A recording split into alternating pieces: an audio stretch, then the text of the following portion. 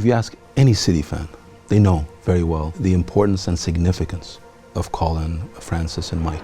No, Lee to Bell to Summerbee to Leo. That was football perfection. To the club, to the history of the club, to the legacy that they've left. We won the Second Division Championship, First Division Championship, the FA Cup, European Cup Winners' Cup, 2 League Cups, 3 Charity Shields. So we didn't do too bad in that particular time. They're key icons of different eras. For me, they meant a lot. Absolutely 3 legends of the football club. When I speak to people about them, you understand straight away how important they are for this club and what they mean to them. He made the goal that made the cup possible.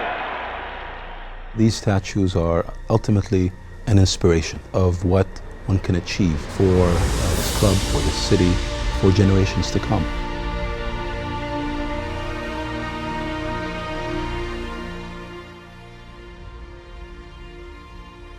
It's a great honour, really great honour. To make this statue of the 3 of us is something quite amazing.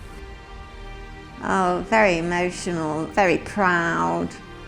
Just so sad that he's not here to see it. And it's such an accolade, really. Being immortalised forever outside the front of the ground it's just pride. That's the only way I can describe it. When the fans see this sculpture, they will immediately recognise the players. But it's so much more than that, this piece. This is capturing something that is the spirit of Manchester City Football Club. What I've tried to do is capture the essence of their play, capture their skills, Colin Bell's balletic athleticism.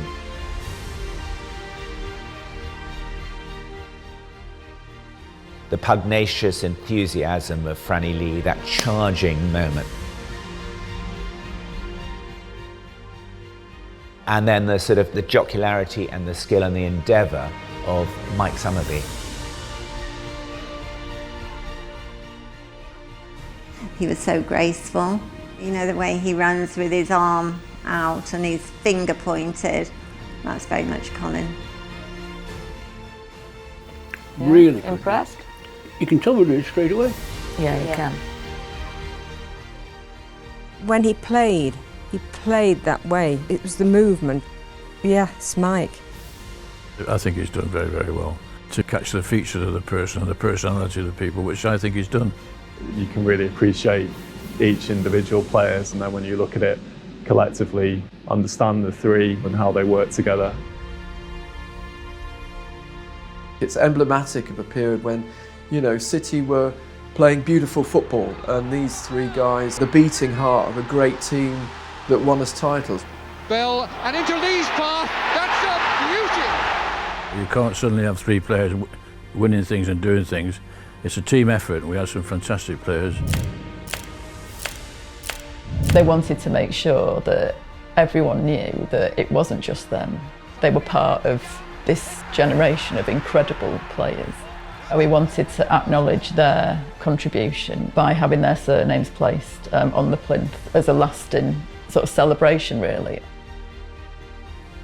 Those who pass away will be remembered forever by the Blues, and putting them at the forefront will show again how rich the history is of the club.